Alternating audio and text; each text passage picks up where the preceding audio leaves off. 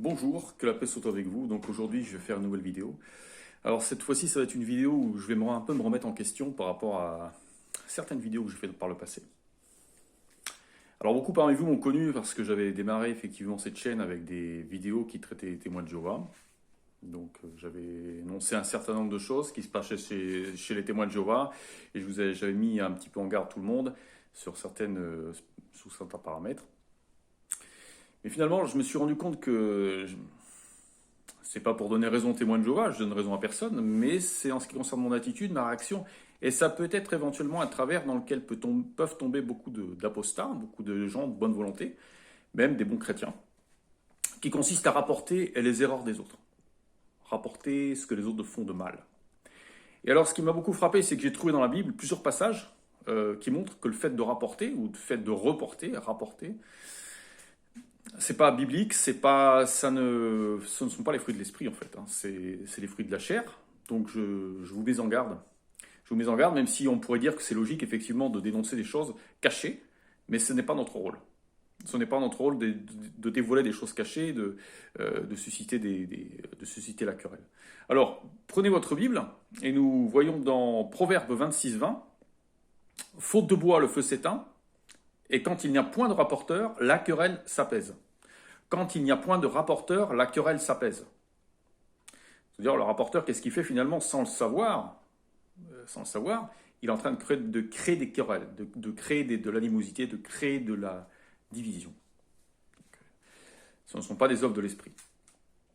Proverbe 16-28, « L'homme pervers excite des querelles, et le rapporteur divise les amis. » Alors, on pourrait éventuellement aussi parler de ce qu'avait dit Paul, que toute parole doit être constructive, bonne pour l'édification, pour consoler, pour édifier. Donc il ne faut pas utiliser notre bouche à mauvais escient. On ne peut pas utiliser notre bouche pour dénoncer les erreurs des autres, parce que là, effectivement, on tombe dans le piège de la géhenne. Vous savez très bien que la langue est animée par le feu de la géhenne, comme disait Jacques. Donc ne tombons pas non plus dans ce piège-là. Et ça, c'est valable pour n'importe qui, même les gens de très bonne volonté qui dénoncent les témoins de Jéhovah, les catholiques ou n'importe quelle autre religion. Ce n'est pas notre rôle de le faire.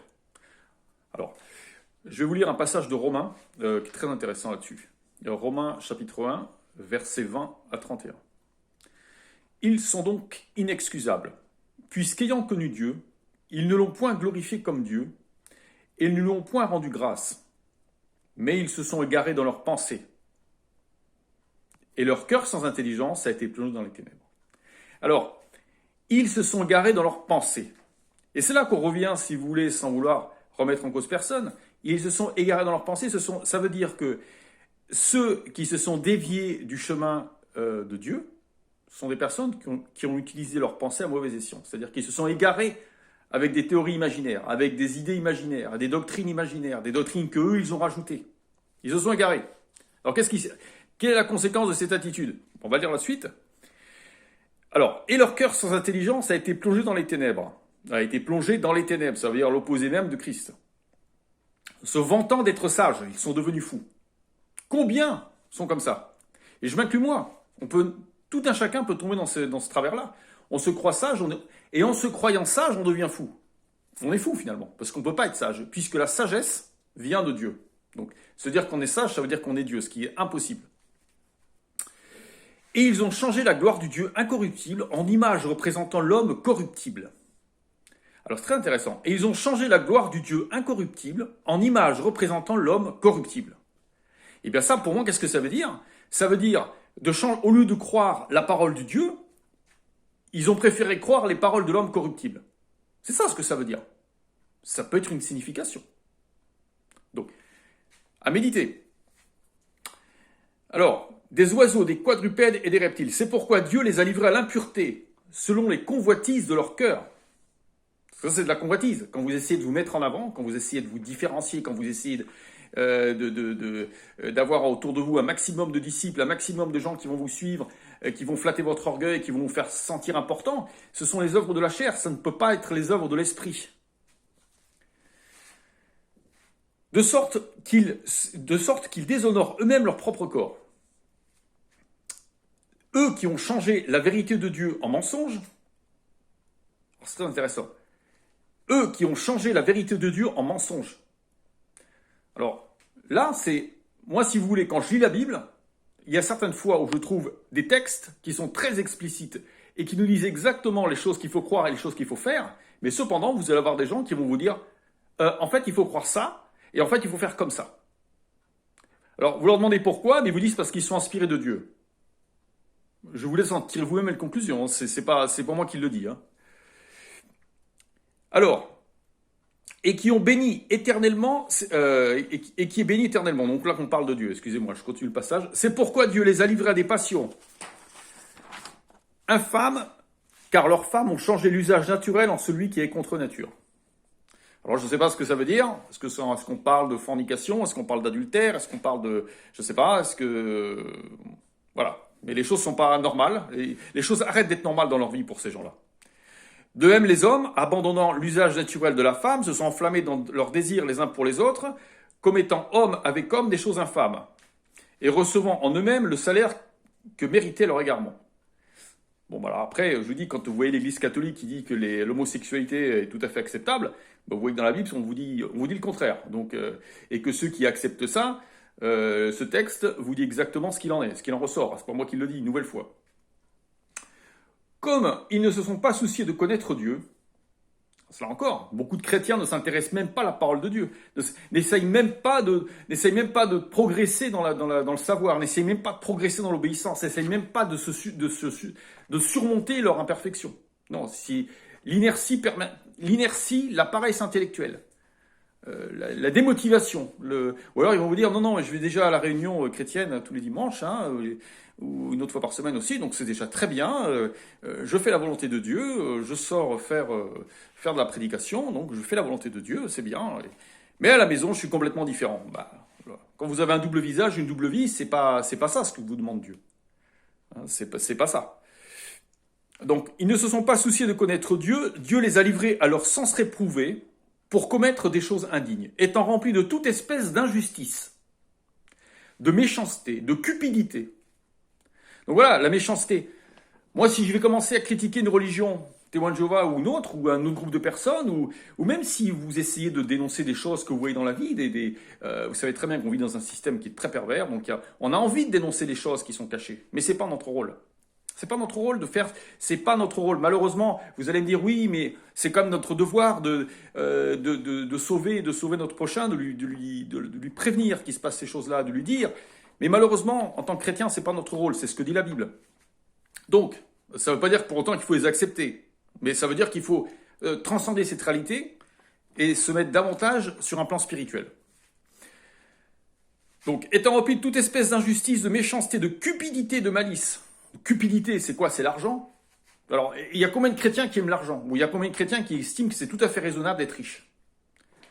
Il y a des gens, il y a la cupidité. On va dire, oui, j'ai le droit d'être riche, hein, Dieu m'a récompensé parce que j'ai bien travaillé. Oui, c'est très bien d'avoir de l'argent.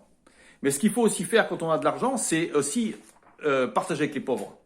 Le donner à ceux qui n'ont pas de quoi se soigner, qui n'ont pas de quoi manger.